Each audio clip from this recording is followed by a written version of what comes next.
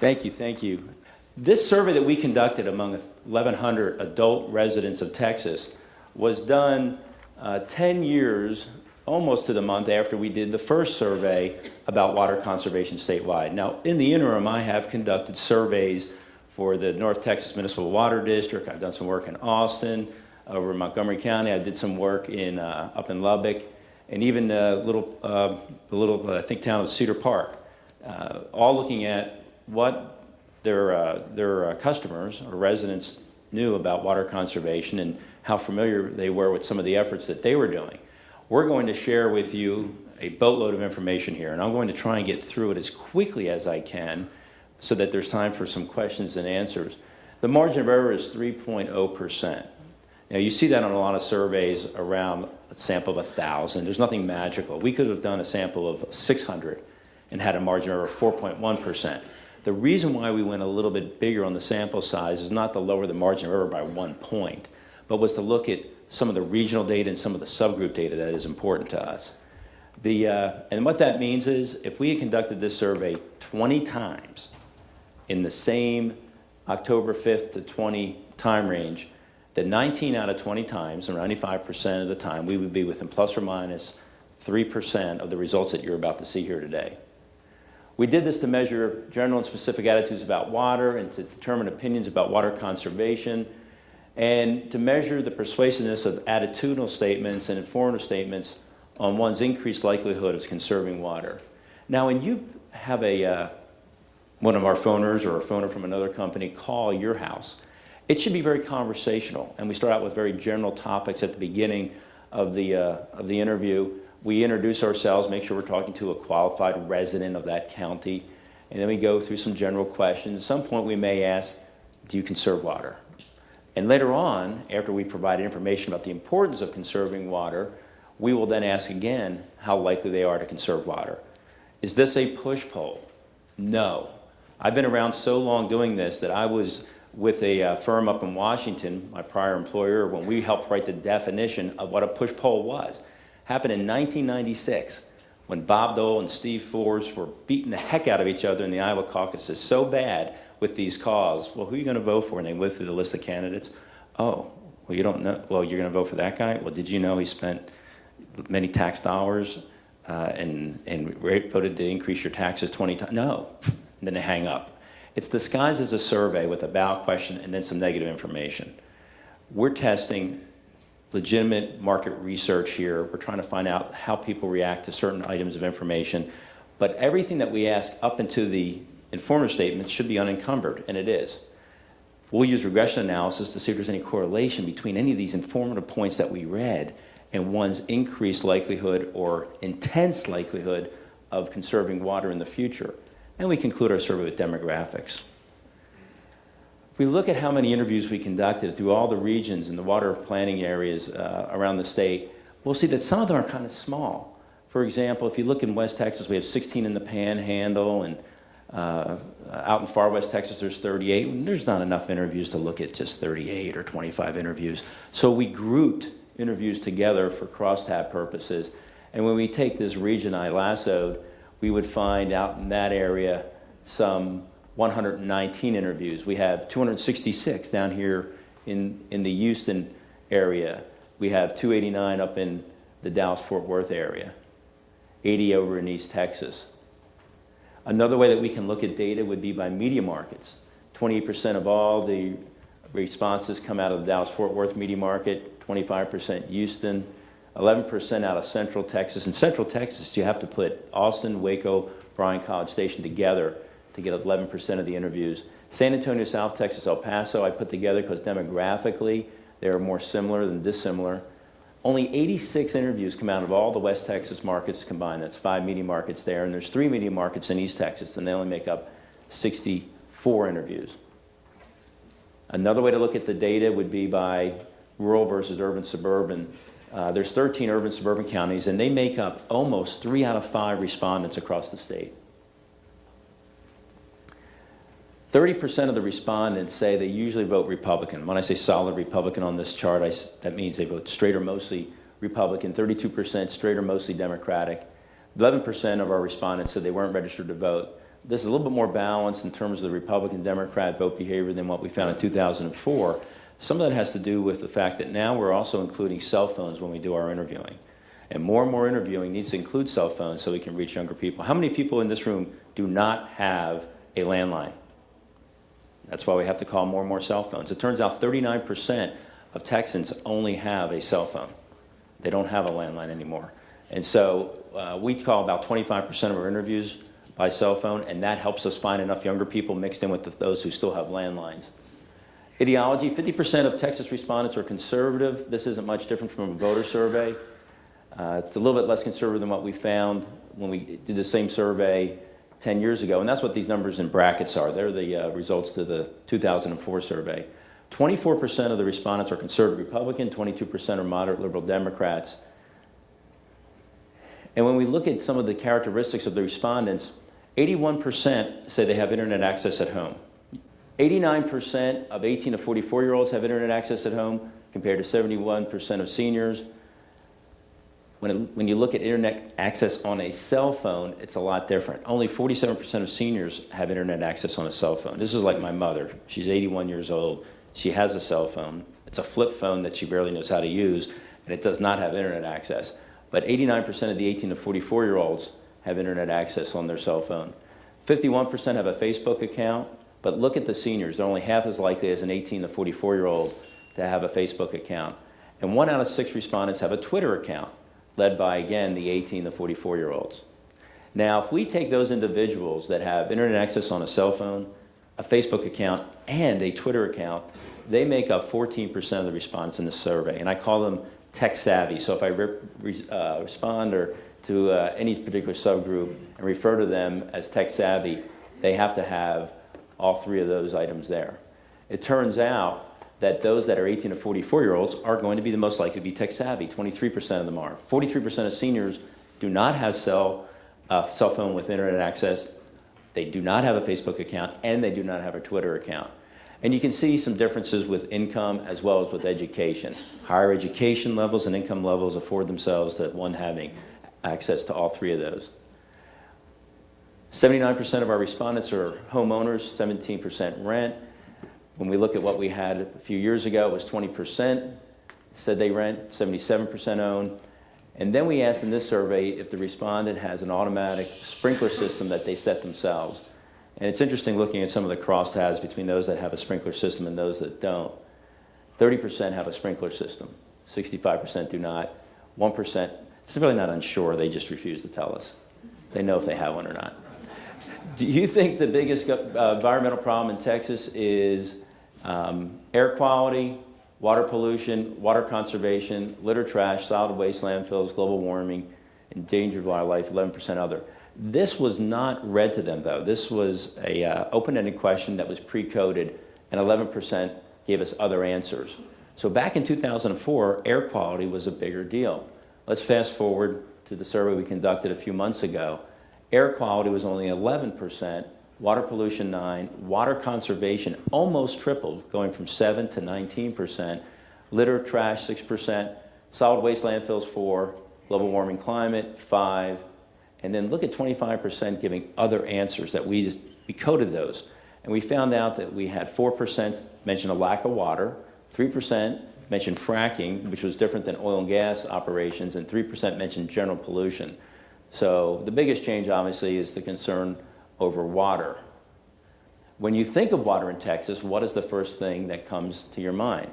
The need for clean water was 43%, pollution, environment 35%, 26% mentioned specific bodies of water, lack of water 25%. Wait a minute, is this adding up to over 100%? Yes, because this is an open-ended question that we allowed them to give us 2 answers, and if they gave us 2 different answers, we coded both of them. We listen to all these answers. We don't type them like we did when I started in this business. We turn on a WAV file and we hear what they have to say so we can capture it. And if we don't hear it properly the first time, we can listen over and over again until we can put each response into a bucket. Now, fast forward to 2004, the need for clean water is still high at 46% of the answers. Pollution environment, 24%. Specific bodies of water that were mentioned were 19%. Lack of water increased 17 points. That's a statistically significant change. If we can get an answer to move more than 4 points from where it was previously, that's outside the margin of error of 3 points, we have a statistically significant change. And that's a statistically significant increase from 10 years ago.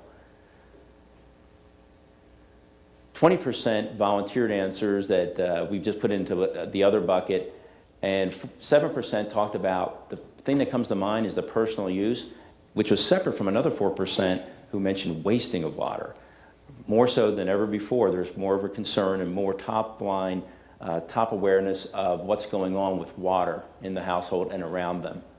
In 2004, we found out that 75% of respondents were qualified with the access, or they were satisfied with the quality of water they have access to. One of the things we look at is the intensity. And I'm always looking to see, can we find half of the respondents that give an answer being intense in that answer? So these are some good, strong, satisfied responses here, where you see 3 out of 5 of those satisfied respondents telling us that they are strongly satisfied or were strongly satisfied. There's not a statistically significant difference between 2004 and 2014. It just dropped 2 points. There is a difference, however, when you look down at the crosstabs. Look at the difference between Anglo females and African Americans. African Americans are only half as likely as an Anglo female to say they're strongly satisfied with the quality of water they have access to. We also asked how concerned they were about their water bill, with 0 being not at all concerned and 10 being extremely concerned. 49% we rated as a low concern between 0 and 5, and we have at the other end 20% who give extreme concern. Now, when we look at the crosstabs, we see that Anglos are less concerned than minority respondents. Anglos are 58% low concern, African Americans 35, Hispanic 39. What you see at the other end of the scale, right up here, are African Americans are as extremely concerned at 32% as they are at low concern. And there's a difference in income. Those with household incomes under $40,000 a year are twice as likely to answer 10, extremely concerned, as those with household incomes of $125,000 or more. We asked the same question about their electric bill, and we found 27% were extremely concerned about their electric bill, and the same type of patterns emerge where you see that those with household incomes under $40,000 are twice as likely to be extremely concerned as those with household incomes of $125,000 or more. Another way to look at this are the outside extremes. The 0 to 5 are really low concern is 32% for the household incomes of under 40, the same percentage that are extremely concerned. 48% of those with the household incomes of 125 or more are at a low concern, and that's 3 times greater than those who have extreme concern. Then we asked, have you seen, read, or heard anything about what the state of Texas plans to do to meet future water needs? In 2004, 16% said yes. It's increased, statistically significant increase to 23%. That's a nice, healthy increase. Now, you could make a case that while that's a statistically significant increase from where we were 10 years ago, it's not good enough. We need more awareness. When we look at some of the crosstabs, we see some things here. Males 55 and older are at 33% awareness. They're approaching, well, they're 2.5 times more likely than females 18 to 54 years of age to say they've seen, read, or heard something about water plans. Now, to the women in the room, let me let you in on a little secret.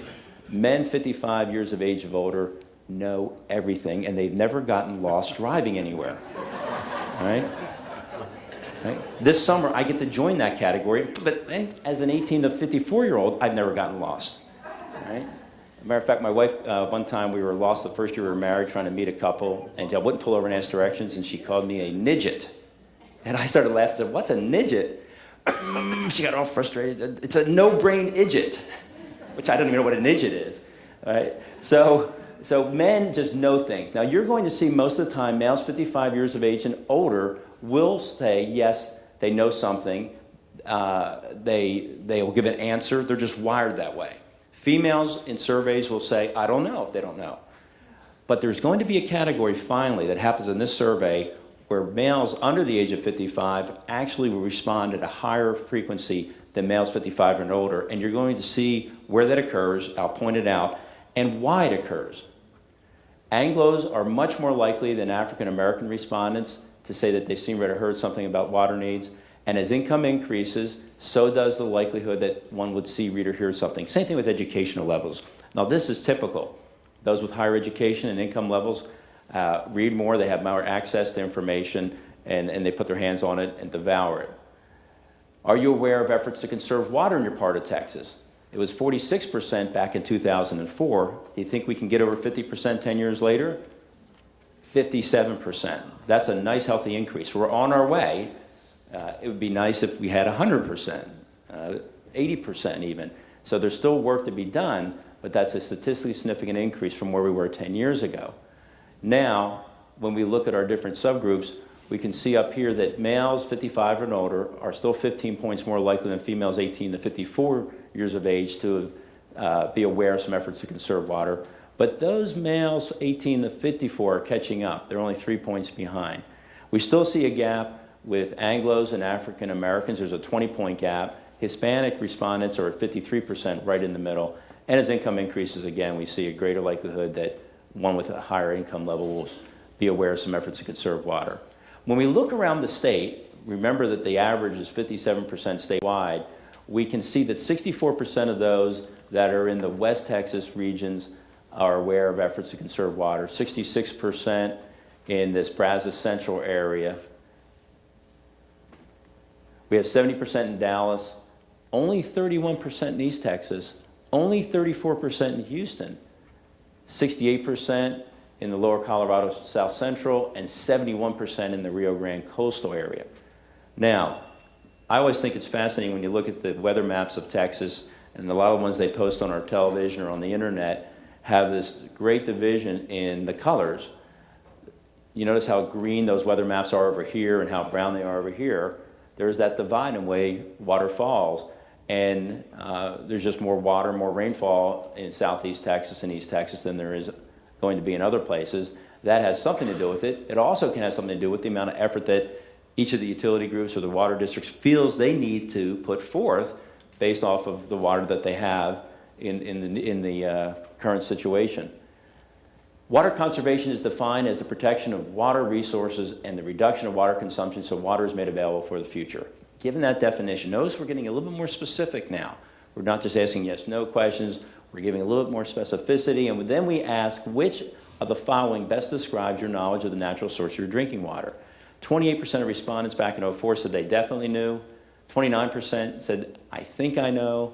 21% answered, I am not so sure. 21%, I have no idea.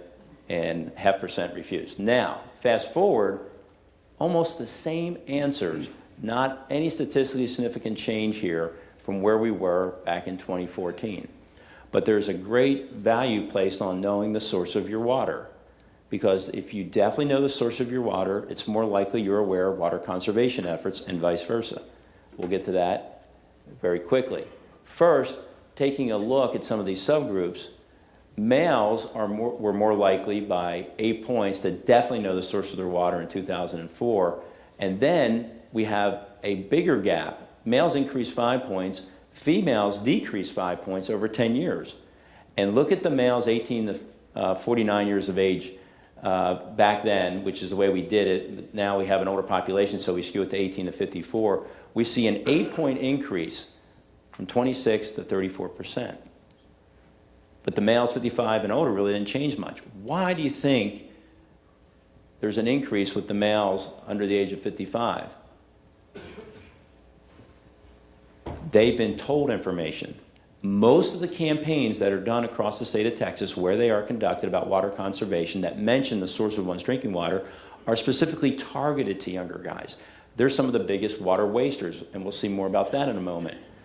Females decreased from 20 to 14% if they were under the age of 50 or 54, but so did the females 55 or older. So females all the way around have decreased in terms of their knowledge of the natural source of their drinking water. This is a crosstab that takes whether one knows the natural source of their drinking water and their awareness of water conservation efforts in their part of Texas. And out of all these, I want to circle these 4 numbers right here. 75% of those respondents who definitely know the source of their drinking water are aware of efforts to conserve water. It drops to 35% if they have no idea where the water comes from. So there is, again, that correlation and the importance of knowing and educating people about where their water comes from. If they have a sense about, and they know where that water comes from, they'll be more alert to conserving water. Let's look at whether or not they're aware of any slogans or ads about water conservation. Only 20% said they were aware of slogans or ads back 10 years ago. Now, we're at 30%. Again, a statistically significant increase from where we were when we did this first statewide survey. And when you look at that 30% and you mark it up against some of the subgroups, what do you see here? Ha! Males, for the first time, know more than their older male counterparts because they're targeted with these messages, and that's exactly the point. Females of any age group and males 55 or older are all about in the same boat. They're in the high 20s. If we look at that same question 8, knowing the source of your drinking water, against are you aware of any slogans, you see the same type of pattern, and I just circled them in these 4 boxes. 41% of those who definitely know the source of their drinking water are aware of slogans about water conservation compared to 14% of those who have no idea where their water comes from. Now here, we have you seen, read, or heard the message, Water IQ, Know Your Water? Just about 1 out of 5 respondents have seen, read, or heard something about Water IQ, Know Your Water. But if they definitely know the source of their water, they're at 31%. If they have no idea where their water comes from, only 8%. Again, you see the correlation? And there are males under the age of 55. Look at this. For once, males 55 or older fall to the bottom of the list. They're not targeted with this message, and that's why they shouldn't have seen it as much. If we look at the Water IQ, Know Your Water slogan by region, and it's 21% statewide, we see 15% of those in West Texas, 23% of those in Nebraska Central, 29% of those in Dallas-Fort Worth have seen the slogan. And I know why it's higher up in Dallas, because I know the Dallas Water Board and the North Texas Municipal Water District, those groups use this a lot. I've done some work for the North Texas Municipal Water District. About every other year we do a survey of their customers and we find out what they know and how they're conserving water, and we test messages with them. But in East Texas and down in the Houston area, it's below the statewide average. It's 24% in the lower Colorado South Central area and down at only 14% in the Rio Grande coastal area. Thinking about the amount of water in your area 25 years from now, would you say there will be more than enough but not much extra, about the right amount, not enough, a considerable shortage? 10 years ago, we had a plurality of respondents saying there was not going to be enough water when you take these 2 answers and add them together. When we look at the same question asked a few months ago, we see just as many people, just under 50%, saying there's not going to be enough water or a considerable shortage. Do you believe that Texas state government is doing enough to educate the public on ways to conserve water? What does this version B mean? In parentheses, we have educate the public on ways to conserve water. We wanted to find out what would happen if we asked the question 2 different ways. So the A version was, do you believe the Texas state government is doing enough to conserve water? The B version received the whole statement. 31% on average said yes to the question, and we didn't see really any difference between the A and the B version on the yes response, but we do see it on the unsure and no responses. And look at the no answer right here of 62% regarding the response to, do you believe Texas state government is doing enough to educate the public on ways to conserve water? So by 2 to 1, Texans say the state is not doing enough. Fast forward, we asked this of half the sample because we were trying to get more questions answered or asked and answered. We have the same type of answer on the no side when it comes to educating the public as we did 10 years ago. Republicans are about split on this, but Democrats and independents are more apt to say, no, the state is not doing enough. Now, I work with enough Republican candidates who I can say are a little bit stingier when it comes to spending money. It's harder to get them to spend money on almost anything, and this is another case here. You're going to see in a moment, though, when we ask about a statewide funding campaign to conserve water, we can even get a majority of Republicans to give a support or yes answer. What about the job that your local water supplier is doing to conserve water or educate others on conserving water? Well, when it came to conserving water back in 2004, 55% said yes, they believe their local water supplier was doing enough to conserve water, but it was 10 points lower on the yes side for educating the public on conserving water. Fast forward to 2014, look at the answers now. We have about the same when it comes to educating the public, but now there's a belief that our local water suppliers are not doing enough. I think what you're seeing here is not necessarily a kind of a harsh reaction to municipalities. It's more reaction to the fact that we are in a drought period. We don't have as much water as we had a few years ago, so nobody's doing as much as they can be doing. Republicans are split on this, but a majority of Democrats and a slight majority of independents say on average that local water suppliers are not doing enough. Which of the following do you think uses the most water? This is interesting.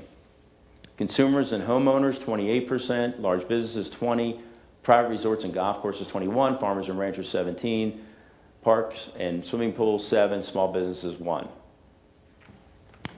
which is the next most use. And you can see there's a tie almost for first place between three groups, at least a statistical tie with the 42, the 42, and the 40. Back in 2004, we had 49% mention consumers and homeowners. That has decreased 7 points from where it was 10 years ago, and we see a 5-point increase from where we were 10 years ago on farmers and ranchers.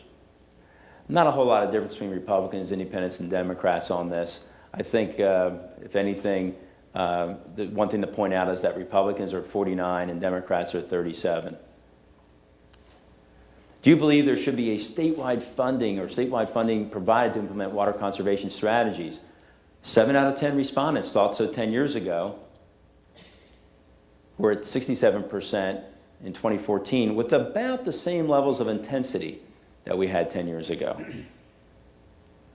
And even a majority of Republicans, this is what I was mentioning a moment ago, we have almost 5 out of 9 Republicans, we have 5 out of 8 independents, and we have 5 out of 6 Democrats saying there should be statewide funding. So we have a majority of all partisan subgroups, just at different levels.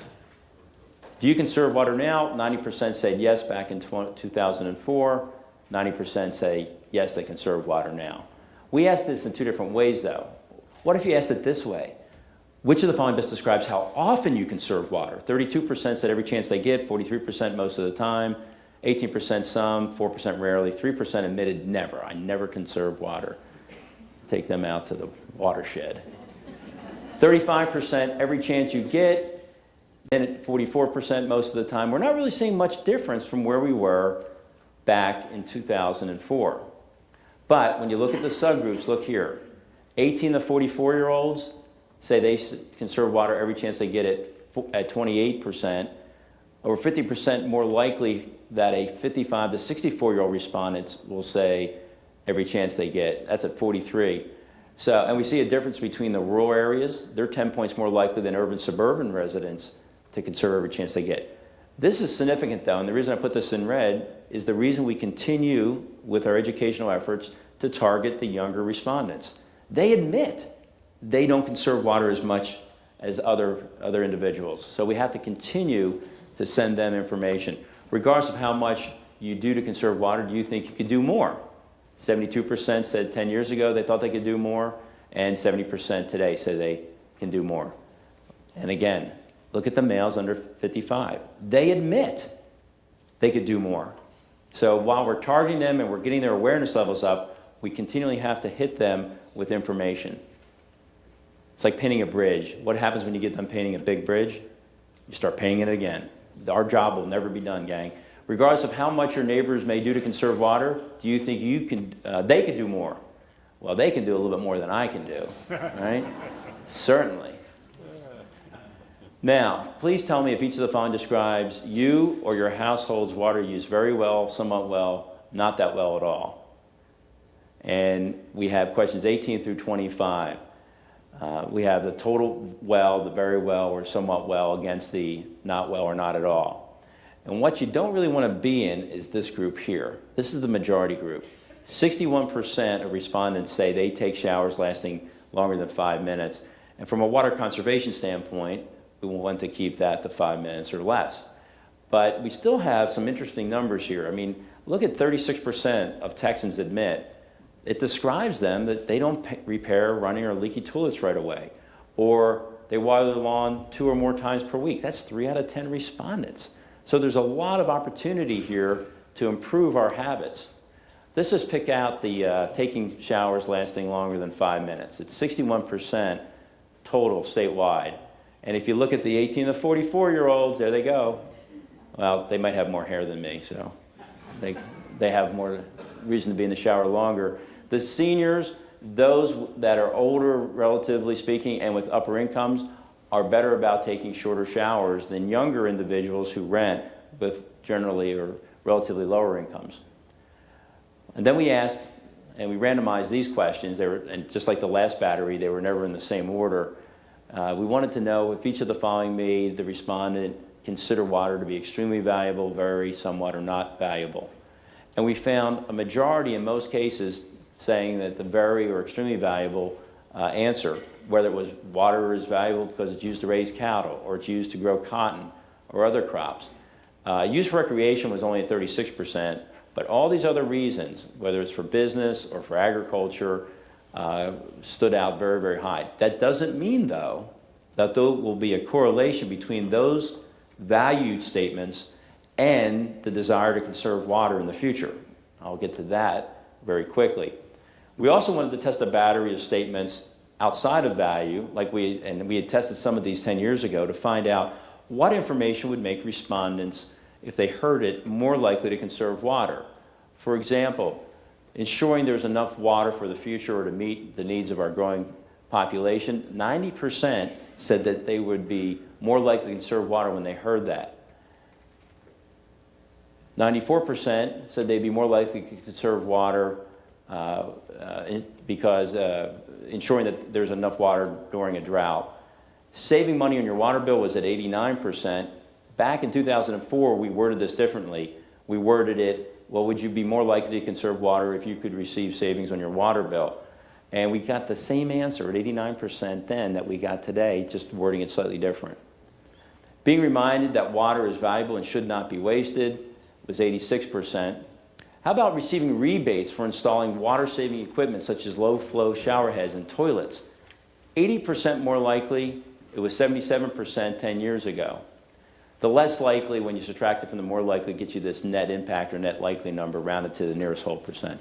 How about being fined for using too much water? Well, that's 3 points higher, more likely than we found a few years ago. Not statistically significant. It's 1 more point we'd be there.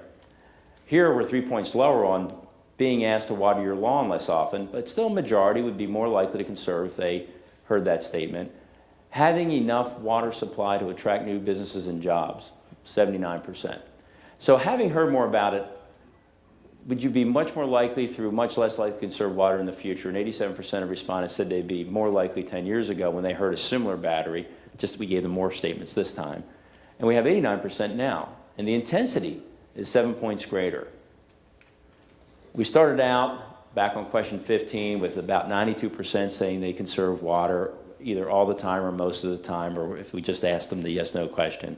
We ended up at about the same place. What we wanted to know is this intensity. We like these people, 62%. I'm much more likely to conserve water, and this is our dependent variable, that we're going to run all those statements about value and the more likely, less likely statements against to see if there's a correlation. Because if you said, yes, I'll conserve water because you told me this or that, I really wanted to know, does it correlate with these people here? And to do that, we run regression analysis. Now, I know it's early in the morning, in the middle of the week, but bear with me for just a moment. You'll get your math party certificate right after this is over, and an invite to the monthly math parties we have. Ensuring there's enough water during a drought, 79% say they'd be much more likely to conserve water if they heard the statement, 16% somewhat more likely.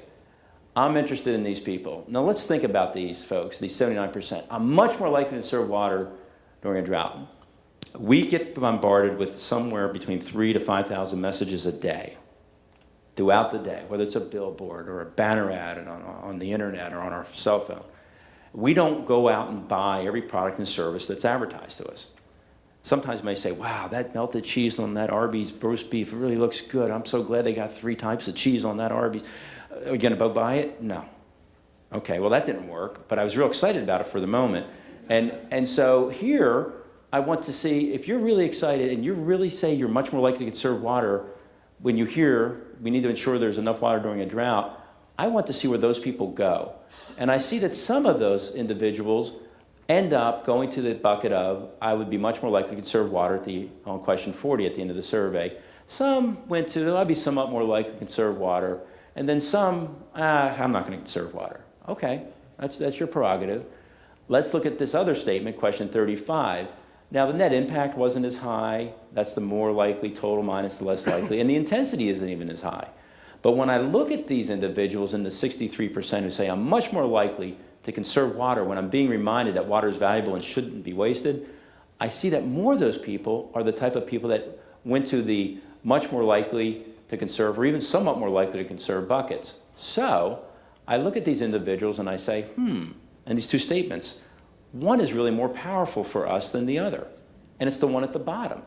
Even though not as many individuals said they would be likely to conserve water in a big way, they ended up there. And that's what correlation analysis allows us to do.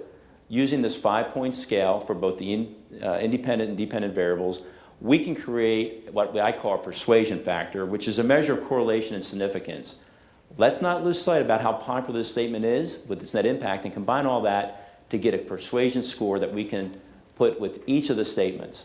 It turns out that these are relative measures. It's not on a scale from 0 to 10 or 0 to 100. All this means is that 28.7 associated with question 35 is 2.5 times more powerful than an 11.8. That's all that means. It turns out that question 35 is the highest score out of 14 statements that we tested. Question 33 is the 5th highest. What I have here is what the coach of the Texans would carry around at a practice or a football game, rather, to tell him what plays to run if he was in our business. This is our playbook. This tells us what statements stand out the most, whether we want to talk to a younger male or an older female, an Anglo, African American, or Hispanic. And these take into consideration the value of water messages as well as these more likely, less likely statements. And we see that the value statements did not stand out very much. Now, what's interesting, being reminded that water is valuable and shouldn't be wasted as a general topic was very, very powerful. Getting specific and being told, well, water's valuable because we need it for cotton and crops, or water's valuable because of business. Respondents didn't need to hear that. I can't tell you why certain messages correlate better than others. I can only tell you mathematically there is a stronger correlation with certain messages than others. And you see some things.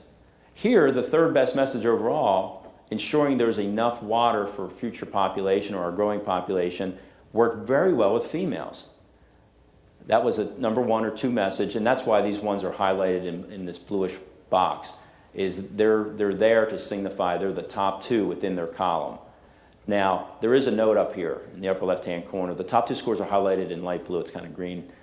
Persuasion scores are relative measures that should be compared within a subgroup, not compared between different subgroups. So what that means is I can compare this 24 to this 17.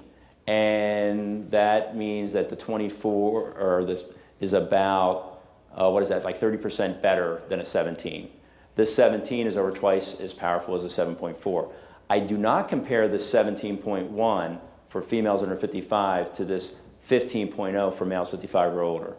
Only compare the numbers up and down the column and get a relative sense. So for males 55 and older, I have one at a 15, another one at a 14.7. They're about the same strength. And they're about 3 times more powerful than any of these up here. For males, we see ensuring there's enough water during a drought is more important to them than ensuring there's enough water for future populations. Interesting. Different ways to talk to males and females. We also see that minority respondents were more likely to be receptive to saving money on their water bill. Anglos receiving rebates for installing water-saving equipment. Interesting. I don't know why certain respondents react differently than others. I can only tell you that there is a correlation or there isn't. And so if I only had 2 messages to communicate in a very busy world, I would pick my audience and choose the messages accordingly. We can look at whether or not they're Republican or Democrat, and we see Republicans and Democrats, just like the way they react to things in politics and their ideology, they react differently to these statements. Now, there's no really bad statements on the board. Let's keep that in mind. It's just a matter of how we talk to them. Now, in East Texas, they did find that the statement, water is valuable because it's used to raise cattle, to be one of their top 2 statements. And in the Rio Grande coastal area, using water, or water is valuable to grow crops and cotton, was also very important to them.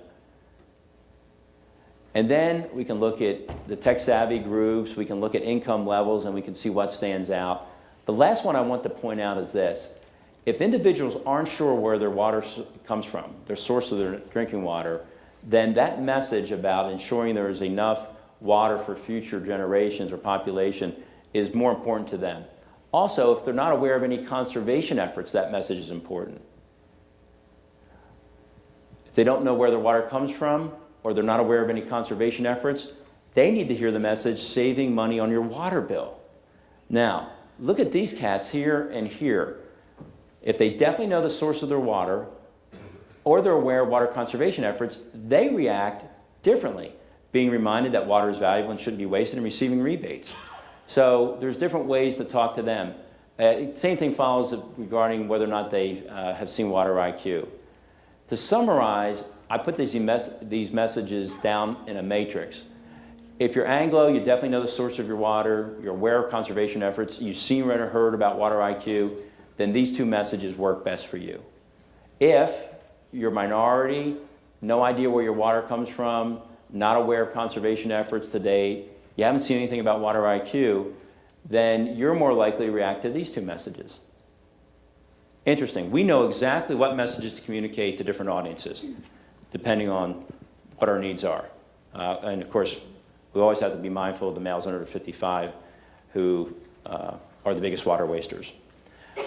Just after this chart, there's just a few statements that summarize everything that you saw here today.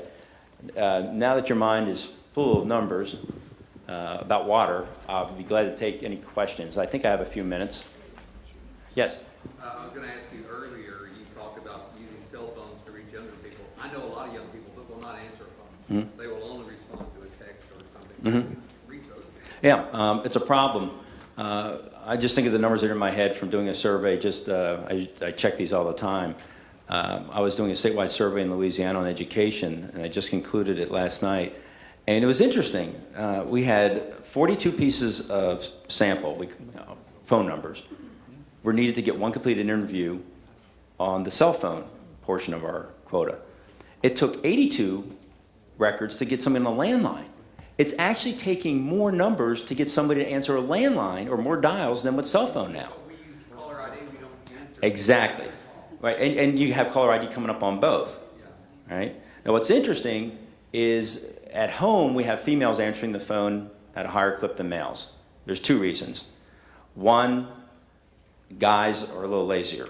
This is women, I don't know if this is a shock, but you know, it's hard to find the Doritos underneath the sofa cushion, right? That we even struggled for, but to get up and answer the phone is even harder. And then women outlive men. And so when you get to the older age groups, there's just more females to answer the phone. On the cell phones, guys are a little bit more inquisitive. Oh, I don't know who's calling me, I have to answer it. Females being a little bit more adverse to risk, I don't know who this is, I'm not going to answer this. And so the dynamics are different depending on who we're calling, but fortunately there's a lot of phone numbers out there and we dial and dial and dial. I just did a survey for Cap Metro in Austin where we included 30% by internet. I don't like to do everything by internet unless it's like a club membership or a parent group, like a PTA group or something, where they're going to be more responsive to that type of issue. But it's becoming more and more difficult. I can only tell you, when I started in this business, it was with the Lance Torrance Group, and they were based off of FM 1960 here in North Houston. And I lived up in the Woodlands area for a few years. And the head of the phone shop was just beside herself. She said, we've now moved from 1.5 refusals to 2 refusals for every completed interview. oh, what are we going to do? And that wasn't really a problem back in the 80s at all. It was, you would still find people of all shapes and sizes. What I mean is male, female, older, younger, rich, poor, black, white, brown would answer the phone eventually. Now, we're very, very particular. We have to watch our calling over the nights and make sure we don't get too far ahead with any age group or any racial group. We have quotas for Hispanics in Texas, different from non-Hispanics. How do we do that? We can dial people based off of their surname. Now, Sally Smith could marry Sally Rodriguez. That doesn't mean she's necessarily Hispanic. But in the end, it works out, because you can also have it go the other way. But it's much more complicated than it used to be, and we have to be very mindful of what we're doing and how we're doing it. And it's getting more and more expensive, obviously, with it taking longer to do the survey because so many people do look at their caller ID. So that's a lot to do about how do you even do these things. Let me put your concerns maybe at rest. I don't know of one survey in the nation 2 years ago, or now going on 3 years ago, that showed Mitt Romney winning the national vote over Barack Obama. Every survey had Barack Obama win. And most of them were correct in the states that were battleground states. They showed Barack Obama winning the key battleground states. So we know it still works. A few pollsters got it wrong in some of the close ones, but for the most part, it's still working. So when presidential elections can't be figured out through polling, we have a problem. Yes? You had mentioned the slogans that were effective. I was wondering, how those were messaged. Were those TV, print? Oh, the statements that we showed up here about the water being valuable? Right. We just read them to the respondent. I'm not saying, and I get to let Jennifer and Carol Baker talk maybe a little bit more about where some of these concepts are being used. We just read them as statements and said, for each one, tell me if it makes you more likely or less likely to conserve water. Or for each one, tell me if it makes you think water is a valuable resource. And so we just read them these. Now, I think that's a question really for Carol or Jennifer about examples about where different, not really slogans, but information is being used. The only slogan that I know that is being used is Water IQ, know your water. But different districts and different MUDs could be using their own slogans, right, Carol? Yes, they can. And I think one of the things that's telling about the survey when we did it 10 years ago, and you don't see much change except for that North Texas area where they have invested several $1 million in public awareness, and they actually went from a less than 20% in 2004 knowing their water source. It was very low to 52% now, and I know Mike still does those. So they use the Water IQ. Water IQ is a brand that was developed 10 years ago through the surveying that Mike did. The focus groups all like that because it was know your water. What are you supposed to know? And that was the question we wanted them to ask. And so that's been, the brand is at the Texas Water Development Board. The legislature has said go forth and do a campaign, but they've never given any money for that campaign. So, we do that privately. And I know a lot of people in the room today have different programs going on, but the reason we highlight the Water IQ is because officially it's the statewide water campaign. And they have wonderful resources too there at the board that you can get for free. So I guess my question was more like, based on your surveying and the statements that you've come up with, kind of related to this question, do you have results that show kind of what's the most effective way to message? Okay. With those particular messages? Yeah. Is it texting, or is it through Yeah. TV, or is it through print directly? The one thing I've seen consistently, and we didn't test it here, but older respondents, particularly those over the age of 60, are better for newspaper, the print copy version, and television. Younger individuals, anything social digital. It could be texting, it could be blogs, it could be Facebook, it could be information around a news site, be it a television news or newspaper on the internet. So the younger one is, the more digital they are. The older they are, give me the traditional TV. and newspaper. Radio is interesting because radio is a mix. It's a great way to find some people that are employed who are skewing younger, and particularly, there's a few more males than females, but not many.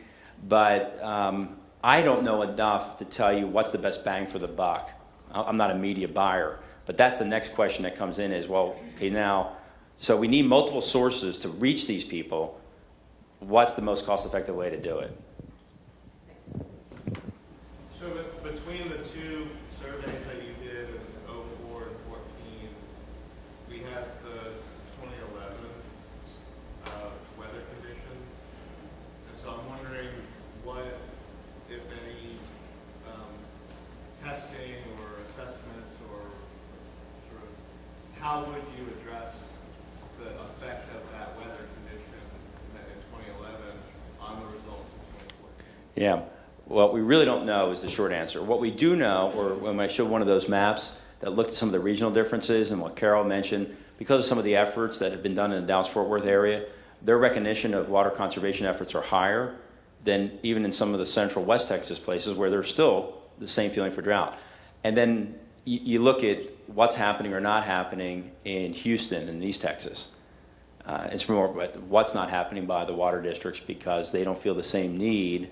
I shouldn't say that as a blanket statement, but we know that there aren't the same efforts and programs put in East Texas and in the Houston area as there are in North Texas and some of West Texas. But even since the drought, you see that the North Texas or North Dallas area and the Fort Worth area, they have a higher recognition than even West Texas by a little bit. And so while they're all feeling the drought, what area is showing the higher change? Those that are doing the water conservation, know your water IQ type programs. Sir. So in the conservation realm as opposed to elections, what's the link between intention and behavior? Because what you're doing here is you're getting people to say, essentially, I intend to do this because, and for an election they're going to show up tomorrow or not, so they're intending. But here you're talking about sustained behavior over a long period of time. So what is some of the research that talks about, people who indicate this and then people who actually do, if you look at what's going on with the water consumption? Yeah, I think that could be answered. Again, I wish Denise was here from North Texas Water because she talks about her water conservation efforts and what's changed over time by looking at the actual water usage. And they even have it down by the regions within the North Texas Municipal Water District. And so there's proof there, I don't have the data, that says, okay, we see that there is intention, now let's go out and prove it. And I think Denise has information on that. I don't know if anybody else has their own chart time series information within their own water districts that they can share with us here today, but I know she does. Do you know of any, Carol, off the top of your head? Let's see, now I've lost my train of thought here a minute, but from that question about behavior change, I think in that area up there in North Texas and Terrence here, and you're going to hear from Mark, there's a lot of things that are going on with behavior change, and I mean, we're quantifying that too, but it takes an investment of not just media awareness, but also to the question about Facebook, Twitter, community events. I mean, it has to be a really full-scale program that you're aggressively pursuing. One program is, may do something, but the behavior change, I think, comes after a really comprehensive bundle of programs that you're doing.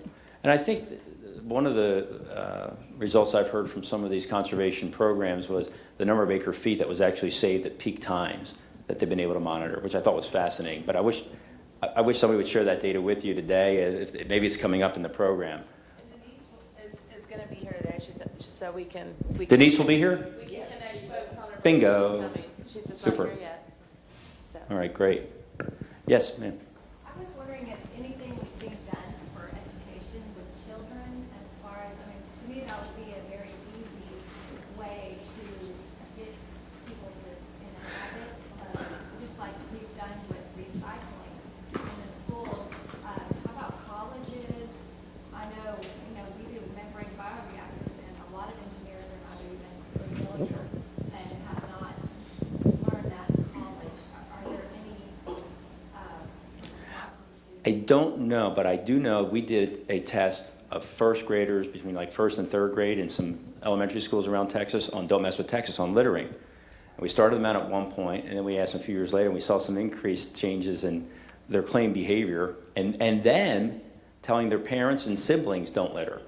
So it's important to put these conservation programs before our youth because it's going to change their behavior when they're teenagers. But I don't know of any programs that are going on. It's another question for someone else. I know that Lone Star has participated in, and many other of the agencies in that area in Montgomery County and North Harris County have spent a great deal of time educating or going into 4th and 5th graders, I think, to do a program each year for that. They educate the science teachers, and so those 5th graders are getting a science education about the water cycle, et cetera, and conservation. So that's happening. We just need more of it. But that's what we think. It's a good place to start when they're that old. Maybe by the time they're in this survey, they'll behave right. I have a question, Mike. If we can go back to I think you call it the crosstabs, where you had it by part of the state, with Houston. It went by kind of quick, and I wanted to see which messages resonate best in this area.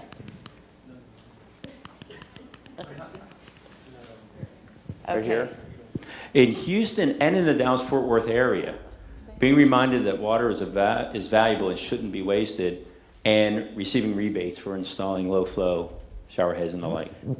But it looks like the message about it's valuable and shouldn't be wasted is twice as high, if I'm reading it per your instructions correctly.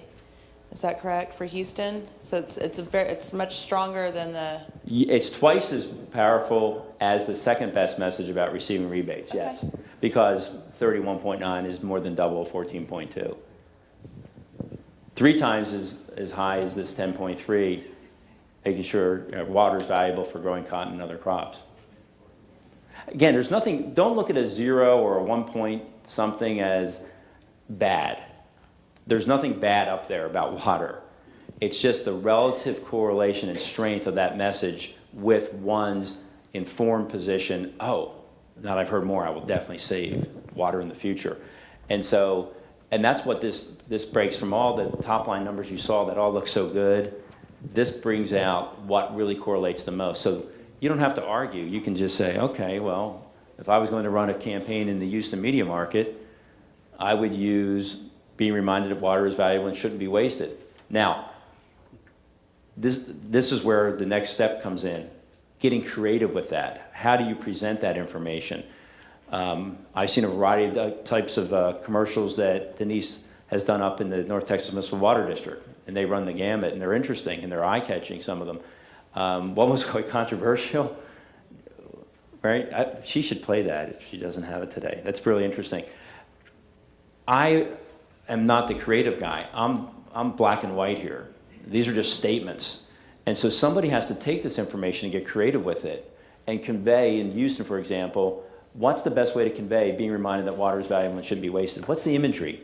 Who's in the ad? Is it a male, a female, 2 females, 2 males? I mean, what's the scenery?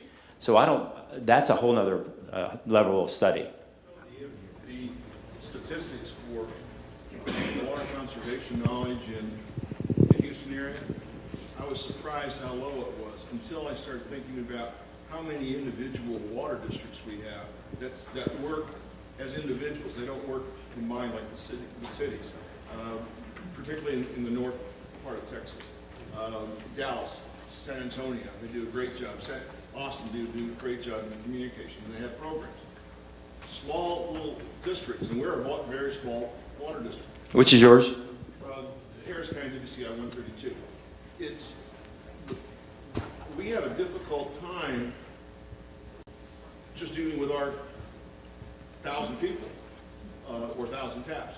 Next door, they may have the next water district that we're involved with wants to sell water. Well, we're trying to conserve water. The mixed message goes on all the time within the Houston area. And I haven't seen the city of Houston do a really great program like Dallas does a great program. But we can't use it. It's too big. for a small little water district. We just don't have the funds. I wonder, and I don't know, I'm just throwing this out, could an association be established by a number of the groups such as yours?